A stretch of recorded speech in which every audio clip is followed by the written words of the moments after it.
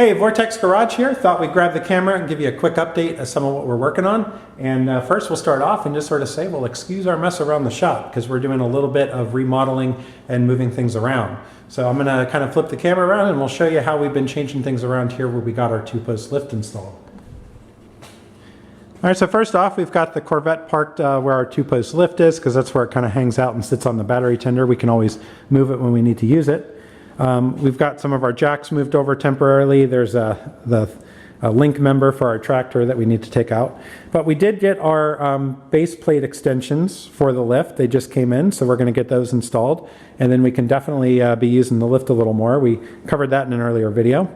But one thing we noticed was the lift is pretty much central in the shop from a depth perspective, which is great because if we have a longer vehicle, we'll definitely have no problem with the door and being able to close it. But that does raise a problem to balance a longer vehicle. That means we're going to have to pull it in further.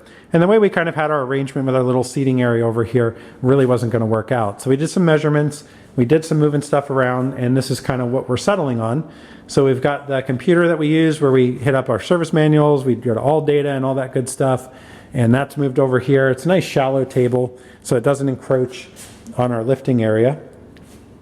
We've moved our motors that we've got in the shop that we got to do something with eventually.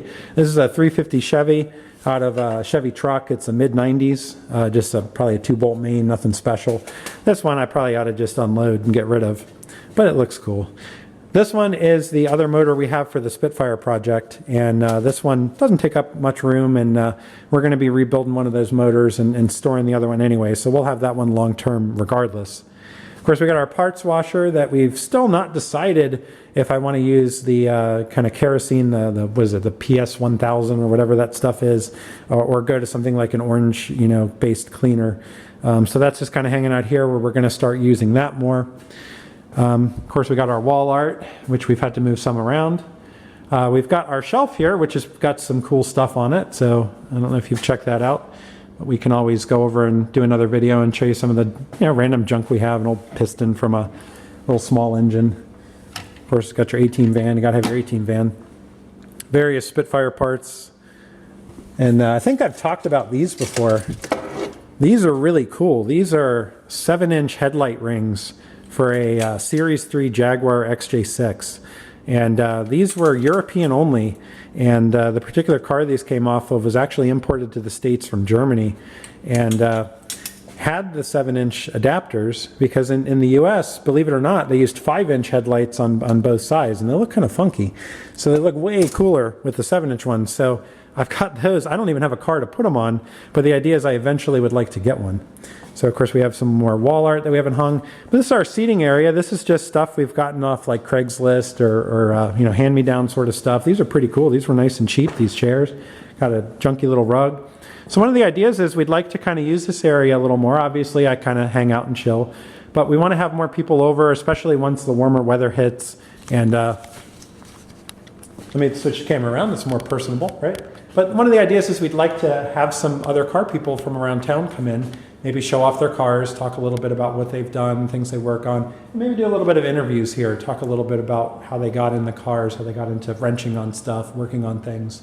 I think we all kind of have our story of how we did that. And honestly, I'd look, post in the comments, talk about what is it that interests you about cars, what got you excited about it, what was the earliest thing that you remember. I mean, I'll share mine, I'll probably talk about it a little more, but we're restoring that Spitfire. One of the reasons is that Spitfire, maybe not that particular one, but a Spitfire got me in the cars. I can remember probably my first memory is being about 4 or 5 years old and riding in that thing, and I actually remember the muffler falling off it of all things. I remember riding in it and just thinking how cool that thing was, and it was always a joy to hop in that thing, and I think that's really what kind of got me in the cars at a young age. So that's one reason we're doing that restoration. And that's also why we're taking so long on it, because I've made a commitment that it's going to be as perfect as I can make it. So if I'm not feeling it, I'm not working on it. So we'll get to it as we get to it. It's going to take a while. But anyway, the seating area here, obviously chill out, but we'd like to do some kind of car interview stuff, which would be cool. So we'll do some more videos there. Maybe talk tech a little bit. I'll try not to turn the camera and show you all the mess, but another thing we've been doing, we've been trying to get more wall art up. So went to the Hershey meet, the antique car meet up in 2016, the end of October. Went down the Hershey. and was able to pick up these cool old ads. And the thing I liked about them, these things were like $2 each. And it was a deal too. If you bought a whole bunch of them, you got them more off. I think I spent $20 and I got a whole handful of these things. So I've framed some of them, and we're going to get more of them framed and hung up. So we've got, of course, our Jeep Wagoneer ad here. Got to like that. Some of the old ads for car stuff was just kind of cool too. I love reading them and sort of hanging them up. Of course, I'm in the Lincolns and Mercurys, as you'll see. We'll do some more videos on those kind of cars. But we've got a nice old ad from the 50s, and then, of course, this Park Lane Marauder, which is pretty cool. And of course, some more stuff here. We got a little bit more, some Champion spark plug stuff, but featuring a, what is that? That's a Lincoln, isn't it? Yep. So, and of course, an S55 Marauder. So, a Monterey, of course, the S55. So those are cool.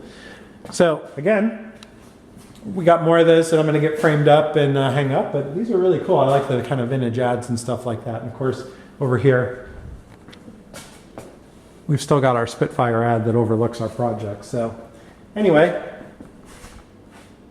that's pretty much it. That's really the bulk of this update. I think our big thing right now is we're focusing on getting everything set up with the 2-post over there, and we got to move forward on getting the new transmission for the Mountaineer. It hasn't come in yet. Once it does come in, we're going to get that thing up on the lift, finish it off, and then we should have a lot of our projects clear. We can start working on the Spitfire a little bit, and of course we're going to work on that XJ that we featured in the cold start. We're going to kind of go over maybe throwing a really good budget lift in that thing and talk about some things you can do, maybe do some before and after testing of the 4-wheel drive.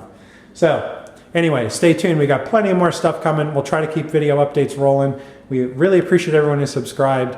Feel free, if you haven't subscribed, hit that subscribe button. We're going to keep our videos coming, and we really do hope you enjoy them. Again, post in the comments. Let me know, what are some of your earliest car memories? What are things that got you in the cars or got you in the wrenching? I'd really be interested to find out. Anyway, we'll talk to you later.